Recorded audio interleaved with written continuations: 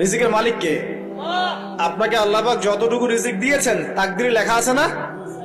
তাকদিরে লেখা আছে না? তাকদিরে লেখা আছে যেটা, সেটা কি আপনি না খেয়ে মরবেন নাকি? যদি আপনার তাকদিরে থাকে যে আপনি 50 বছর বাঁচবেন আর 50 বছরে আপনি 500 মণ চাল খাবেন, কথার কথা, ওই চালের এক দানা বাকি থাকতে আপনি মরবেন? মরবেন না। তাহলে রিজিক কি আমার সাথে সম্পৃক্ত না আল্লাহর সাথে সম্পৃক্ত? এই বিশ্বাসটা করতে হবে। তো দাড়ি রাখলে কি মেয়েরা পছন্দ করবে না নাকি? বলেছে যে বিয়ে করবো না দাড়ি রাখলে, এমন কথা বলেছে? যদি কোনো মেয়ে এরকম কথা বলে, ওই মেয়েকে বিয়েই করার দরকার নেই আপনার। যদি কোনো মেয়ে আপনাকে বলে যে দাড়ি রাখলে ভালো লাগে না, শেভ করতে হবে, না হলে বিয়ে হবে না, বিয়ে করব না, ওই মেয়েকে বিয়ে না করাই উচিত আপনার। ওর তো মানে আপনাকে বিয়ে করার যোগ্যতাই হয়নি, ওর তো যোগ্যতাই হয়নি আপনাকে বিয়ে করার। সে তো দাড়ি নিয়ে প্রশ্ন তুলছে। যে মেয়ে বলবে যে নবীর সুন্নত আছে এজন্য আপনাকে পছন্দ করি, তখন বুঝবেন যে হ্যাঁ, এই মেয়ের মধ্যে ভালো কিছু আছে। যেই মেয়ে দেখবে যে আপনি নামাজি কিনা, যেই মেয়ে দেখবে আপনি নামাজি কিনা, দাঁড়িয়ে আছে কিনা, ইমানদার কিনা, দিনের জন্য কিছু করেন কিনা, হালাল খান কিনা, ওই মেয়ে ইনশাল্লাহ আপনার ঘরে শান্তি দিবে। আর যেই মেয়ে আপনাকে দেখবে আপনার কত বড় সম্পত্তি, কতটা বড় জমি, কত বড় চাকরি, সুদ খান কিনা ওর কোনো আসা যায় না, টাকা হইলেই হইল, এগুলোকে ঘরে ঢুকালে অশান্তি আর অশান্তি। কি চাচ্ছেন, শান্তি না অশান্তি? নবী সাল্লাল্লাহু আলাইহি ওয়াসাল্লাম বলেছেন, দিনদারিতা দেখে মেয়েদেরকে বিয়ে করো। কি দেখে? একই বিষয় ছেলেদের জন্য মেয়েদের জন্য সেম। ছেলে দেখতে হবে দিনদার কিনা, মেয়ে দেখতে হবে দিনদার কিনা, পর্দা করে কিনা, দিনদারিতা আছে কিনা। দুনিয়ার এই ছোটখাটো বিষয় যদি দেখেন, তুচ্ছ বিষয়গুলো, একদিন না একদিন আপনি পস্তাবেন কিন্তু। আর যদি আপনি দিনদারিতা দেখেন, ইনশাল্লাহ আপনি কোনোদিন পস্তাবেন না ইনশাল্লাহ। আল্লাহ পাক তৌফিক দান করেন। আমি এটা একটা বড় সিদ্ধান্ত জীবনের। এই সিদ্ধান্তে যদি ভুল করে ফেলেন সারা জীবন পস্তাতে হবে। অতএব এখানে বেশি আবেগে ফ্যান্টাসিতে ভুগবেন না। ঠান্ডা মাথায় দিনদারিতাকে অগ্রগণ্য করে আপনি ছেলে দেখবেন বা মেয়ে দেখবেন ইনশাল্লাহ। আর গার্ডিয়ান যারা পরিবারের পিতামাতা আছেন তাদেরকেও বলবো, দুনিয়ার এই বিষয়গুলোকে বেশি প্রাধান্য দিতে যাবেন না। কত বড় চাকরি করে, কত বড় জমির মালিক, কত বেশি টাকা, এগুলো পরের বিষয়। আগের বিষয় হচ্ছে আপনার ওই জামাই দিনদার কিনা, আগের বিষয় হচ্ছে তার মধ্যে ইসলাম আছে কিনা, শুরুর বিষয় হচ্ছে আপনার ওই মেয়ের মধ্যে দিনদারিতা আছে কিনা। এটা নসিহত করে গেলাম। যদি আপনি বুদ্ধিমান হন তাহলে আমার নসিহত গ্রহণ করবেন, না হলে কিন্তু সারা জীবন পস্তাতে হবে। যারা বেদিন জামাই বিয়ে করেছে আর বেদিন মেয়ে বিয়ে করেছে, তারা বুঝবে যে আমার কথার মর্ম কতটুকু। তারা এখন ইচ্ছা করেও লাইনে আনতে পারছে না। পারছেন? ওই যে বলছে বিয়ের পরে ঠিক হয়ে যাবে, এত সহজ? এটা কি সুইচ টিপ দিলে ঠিক হয়ে যাবে? মানুষের মনটা খুব জটিল একটা বিষয়। এত সহজেই মানুষের মন চেঞ্জ হয় না। হয় ইল্লা মাশাআল্লাহ, আল্লাহ চাইলে হয়।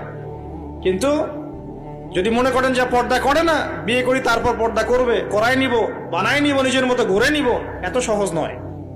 পরে দেখবেন সেই মেয়ে আপনার দাড়ি শেভ করায় ফেলছে, করতে পারে না, আপনাকে পেরেশানিতে ফেলবে। সবার এত টাকা, তোমার টাকা নাই। এই যুগে একটু সুদ খেলে কি হয়, সমিতিতে নাম লেখালে কি হয়, সুদের লোন নিলে কি হয়, সবার একতলা বাড়ি, আমার কেন, সবার 4-5 তলা বাড়ি, আমার কেন একতলা থাকবে, নাও লোন নাও, বাড়ি করি। আপনার স্ত্রী আপনাকে এদিকে ইনফ্লুয়েন্স করবে, করবে না? করবে। এইভাবে তো বহু পরিবারের কর্তা দিন দিন হাডুষ্ট করে মারা যাচ্ছে। টেনশন, পারিবারিক অশান্তি। অতএব দিনদারিতাকে প্রাধান্য দেন ইনশাআল্লাহ। দিনদারিতার সৌন্দর্য কখনো শেষ হয়ে যাবে ইনশাআল্লাহ। আল্লাহ পাক তৌফিক এনায়েত করুন। আমিন। প্রিয় ভাইরা, আলোচনা একটা বড় অংশে এবার আসছি, এদিকে খেয়াল করেন, একটু মনোযোগ দিতে হবে। এখন থেকে আমরা একটু গুরুত্বপূর্ণ জায়গায় যাব। নবী সাল্লাল্লাহু আলাইহি ওয়াসাল্লামের সুন্নতের উপর আমল না করলে আমরা কি জান্নাত পাবো কিনা? আর নবীর সুন্নত কি শুধুমাত্র ইবাদত বন্দেগীর ক্ষেত্রে করলেই হবে, না জীবনের সব ক্ষেত্রে করতে হবে? আমার সাথে কথা বলেন। নবীর সুন্নত কি শুধু ইবাদত বন্দেগীতেই করব, নাকি জীবনের সব ক্ষেত্রে করব? আল্লাহর নবী সাল্লাল্লাহু আলাইহি ওয়াসাল্লাম মাত্র 23 বছরে আইয়ামে জাহিলিয়াতকে সরিয়ে দিয়েছেন কি দেন নাই?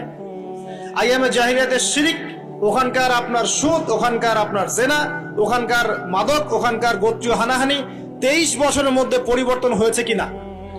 যখন মক্কা বিজয় হয়েছে তখন কি ওই মক্কার মধ্যে কোনো শিরক ছিল, কোনো মূর্তি পূজা ছিল, কোনো সুদ ছিল, কোনো মেয়ের সাথে খারাপ আচরণ করা হয়েছে, কোনো ধর্ষণ হয়েছে, কোনো ব্যভিচার, গোত্রীয় হানাহানি, না সবাই ভাই ভাই হয়ে গেছে? 23 বছরের মধ্যে আল্লাহর নবী কি এমন করলেন যাতে একটা অন্ধকারাচ্ছন্ন সমাজ আলোকিত হলো? কি এমন করলেন, কে বলতে পারবেন? 23 বছরের মধ্যে আল্লাহর নবী কি এমন করলেন? তিনি কি কোনো জাদু করেছেন? তিনি কি মানুষকে বশ করেছেন? তিনি কি আল্লাহর ফেরেশতাদেরকে দিয়ে জোর করে মানুষকে দিনের দিকে নিয়ে আসছেন? তিনি কি মানুষের গলায় ছুরি ধরে ইসলাম কবুল করিয়েছেন? এই কোনো কাজে আমাদের নবী মুহাম্মদ সাল্লাল্লাহু আলাইহি ওয়াসাল্লাম করেন নাই। করেছেন?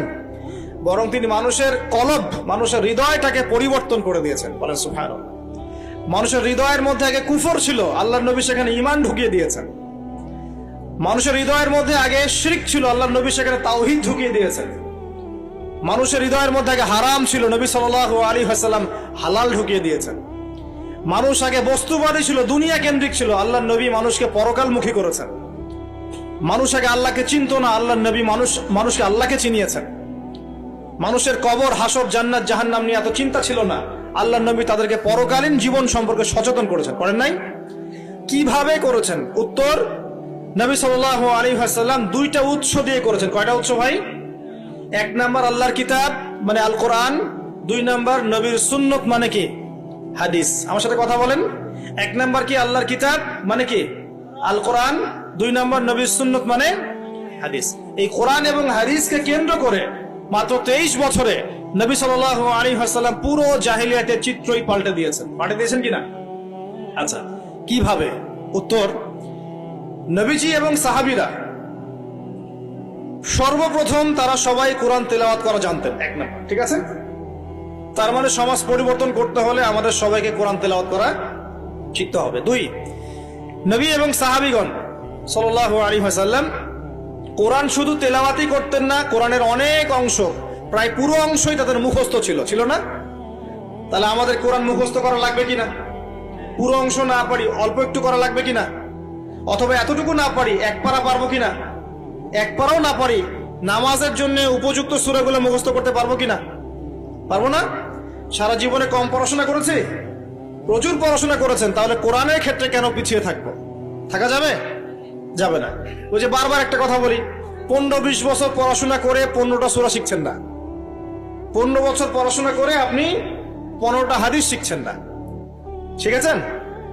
15 বছর পড়েছেন, 10 জন জান্নাতের সার্টিফিকেট প্রাপ্ত সাহাবীর নাম বলতে পারছেন না। নবীজির 10 জন স্ত্রীর নাম বলতে পারছেন না, তার জীবনী বলতে পারছেন না, ঈমান ভঙ্গের কারণগুলো বলতে পারছেন না, কোনো কোনো ক্ষেত্রে ওযুর মাসআলাগুলোও বলতে পারছেন না, কোনটা ফরজ কোনটা সুন্নাত। এমন আছে না? এবং এদের সংখ্যা কি কম না বেশি? এদের সংখ্যা কোটি কোটি, এমন কোটি কোটি মানুষ আছে বাংলাদেশের মাটিতে। আমরা সবাই মাশাআল্লাহ দুনিয়াবি ক্ষেত্রে শিক্ষিত হয়েছে ঠিকই, কিন্তু দিনের বেসিক জিনিসগুলো শিখি নাই। আপনি দেখবেন, আমি দেখাবো। কে আছেন বলেন জান্নাতি 10 জন সাহাবীর নাম বলতে পারবেন? একজন ব্যক্তি দাঁড়ায় যান দেখি। যদি বলতে পারেন, আমার পক্ষ থেকে নগদ 1000 টাকা পুরস্কার। জান্নাতি 10 জন সাহাবী, এই দুনিয়াতেই তারা জান্নাতের সার্টিফিকেট পেয়েছেন। আল্লাহ নবী বলেছেন তুমি জান্নাতি, তুমি জান্নাতি, তুমি জান্নাতি। 10 জন বলতে পারবেন কেউ? কিন্তু বিশ্বাস করেন, আমি যদি এখন ধরি, কোনো পুরস্কার দিব না, 1 টাকাও ভাদিয়া নাই। আমাকে বলেন বাংলাদেশ ক্রিকেট টিমের 10টা প্লেয়ারের নাম বলেন, সবাই বলতে পারবে। পারবে না? 10 জন ইন্ডিয়ান নায়কের নাম বলতে বলেন, পারবে। 10 জন ইন্ডিয়ান নায়িকার নাম বলতে পারেন, পারবে। 10 জন আর্জেন্টিনার প্লেয়ারের নাম বলতে পারেন, পারবে। 10টা ব্রাজিলের প্লেয়ারের নাম জিজ্ঞাসা করেন, পারবে। এগুলো পারবে তারা। পারবে কি না? সত্যি কথা বলেন, পারবে কি না? অবশ্যই পারবে। 10টা বাংলা সিনেমার নাম বলেন, পারবে। 10টা হিন্দি সিনেমার নাম বলেন, পারবে। পারবে কি না? সত্যি কথা বলেন, পারবে কি না? অবশ্যই পারবে। না পারলে তো আলহামদুলিল্লাহ, আপনার জন্য দোয়া থাকবে যে পারেন নাই। কিন্তু বেশিরভাগ ছেলে পেলেই পারবে, বেশিরভাগ মেয়েই পারবে। মেয়েদেরকে জিজ্ঞাসা করেন 10টা সুন্দরী মেয়ের নাম বলো, ভারতের, পশ্চিমের, হ্যাঁ, সিনেমার, নাটকের, গায়কের, গায়িকার 10টা সুন্দর সুন্দর মেয়ের নাম বলো, বলে দিবে। পারবে না? জিজ্ঞাসা কর আজকে গিয়ে যে 10 জন জান্নাতের সার্টিফিকেট প্রাপ্ত 10 জন সাহাবীর নাম কি, দেখবেন বেশিরভাগই বলতে পারবে না। এই বিষয়টাকে আপনি কি মনে করছেন? বিগত 10, 20, 30 বছর থেকে আমরা দেখছি যে একটা অসুস্থ প্রজন্ম তৈরি হয়েছে। অসুস্থ প্রজন্ম। কিরকম অসুস্থ? দিনের জ্ঞান অর্জনের কোনো ফিকির করে না, সারাদিন দুনিয়ার জ্ঞান অর্জন নিয়ে পড়ে আছে। এর উদ্দেশ্য একটা সার্টিফিকেট অর্জন করে চাকরি পাওয়া। উদ্দেশ্য এটাও না যে এই জ্ঞান দিয়ে সে দেশ ও জাতির খেদমত করবে, এটা উদ্দেশ্য না। অসুস্থ প্রজন্ম, জিজ্ঞাসা করবেন ইসলামের বেসিক জিনিসগুলো জানে না, বাইরের বড় বড় জ্ঞান তার জানা আছে, পুরো পর্যায় সারণী মুখস্থ কেমিস্ট্রি, 10 জন সাহাবীর নাম বলতে পারবে না, 10 জন নবীর নামও বলতে পারছে না। 10টা সূরা ধরলে প্যান্ট খারাপ হয়ে যাবে। একটা সূরা, সূরা ফাতিহা বিশুদ্ধ করে কোন আলেমের সামনে তেলাওয়াত করতে দেন, দেখবেন 10টা ভুল করে বসে আছে। অনেকে তো আলহামদুলিল্লাহ উচ্চারণ করতে পারে না। কেমন আছেন? আলহামদুলিল্লাহ ভালো আছে, আলহামদুলিল্লাহ ভালো আছে, আলহামদুলিল্লাহ। আলহামদুলিল্লাহ মানে কি? আলহামদুলিল্লাহ মানে সমস্ত প্রশংসা কার জন্য? আল্লাহর জন্য। আর আলহামদুলিল্লাহ মানে সমস্ত ধ্বংস আল্লাহর জন্য। নাউযুবিল্লাহ। অর্থ কি হয়েছে দেখছেন? আলহামদু, আলহামদু মানে ছোট হায়া হাওয়াজ দিয়ে পড়লে অর্থ পরিবর্তন হয়ে যায়, উল্টা অর্থ হয়। আর আলহামদু বললে অর্থ পারফেক্ট হয়। কুল হুয়াল্লাহু আহাদ, কুল বললে একটা অর্থ হয়, আর কুল হুয়াল্লাহু আহাদ বললে আরেক অর্থ হয়। তারপরে কুল ইয়া আইয়ুহাল কাফিরুন লা আ'বুদু মা তা'বুদুন একটা অর্থ হয়। আর যখন বলে কুল ইয়া আইয়ুহাল কাফিরুন লা আ'বুদু মা তা'বুদুন আরেকটা অর্থ হয়। এগুলো আলেমরা বুঝবেন। তো কুরআনই তো পড়তে জানছে না। 15 বছর 20 বছর পড়াশোনা করে আমরা কি প্রজন্ম তৈরি করছে বলেন তো? আগামী 2-3 দিন পর তারা রাস্তাঘাটে কনসার্ট করবে, নাচবে, পিকনিক করবে, হইহুল্লা করবে এবং পশ্চিমাদের সাথে তালে তাল মিলিয়ে বলবে যে 31st night happy new year. তারা বলবে আগামী 2-3 দিন পরেই করবে। কিন্তু আজকে আরবি মাসের কয় তারিখ বলতে পারবে না। আরবি বর্ষপুঞ্জি আছে না, ক্যালেন্ডার, আরবি নববর্ষ কবে, প্রথম মাসটার নাম কি সেটা বলতে পারবে না। রমজান মাস তার আগে কোন মাস, পরে কোন মাস বলতে পারবে না। কিন্তু 31st নাইট তারা চিনে। তারা লাইলাতুল কদর চিনে না, তারা লাইলাতুল কদর চিনে না, 31st নাইট চিনে। আপনি কোন প্রজন্ম তৈরি করছেন দেখেন। এখানে প্রসঙ্গ যেহেতু এসেই গেল বলে দেই এই কথাটা, পরে ভুলে যাব, যে খ্রিস্টপূর্ব প্রায় 46 সালের দিকে এক ব্যক্তি ছিল, তার নাম ছিল জুলিয়াস সিজার। কি নাম? Julius Caesar. এগুলো আমি আসলে অনেকদিন আগে পড়েছি, আমার মাথায় এত লাইভলি নাই, আর এগুলোর চর্চা করা আমি বন্ধ করে দিয়েছি। আমাদের ফিলোসফি কিছু বই ছিল, এগুলোতে হিস্ট্রিগুলো ঘাটা ছিল সবগুলো, আর হিস্ট্রির একজন গভীর ছাত্র। তো এই জুলিয়াস সিজার নামে এক ব্যক্তি ছিল, যে আসলে সিজার নামক এক দেবতার উপাসনা করত। কথা বুঝতে পারছেন? ওদের অনেক দেবতা ছিল, এরকম একটা দেবতার নাম ছিল সিজার। ওর নামে সে নামকরণ রেখেছে জুলিয়াস সিজার। এই নক্ষত্র পূজারী ছিল, তারার পূজা করত। কথা বুঝতে পারছেন? তো তারার পূজা যে করে সে কি তাওহীদপন্থী না মুশরিক? বলেন, সে কি ইমানদার না কাফের, কোনটা? এখন সে একটা ক্যালেন্ডার ফর্ম করেছিল, এর নাম হলো এই গ্রেগরিয়ান ক্যালেন্ডার বলে।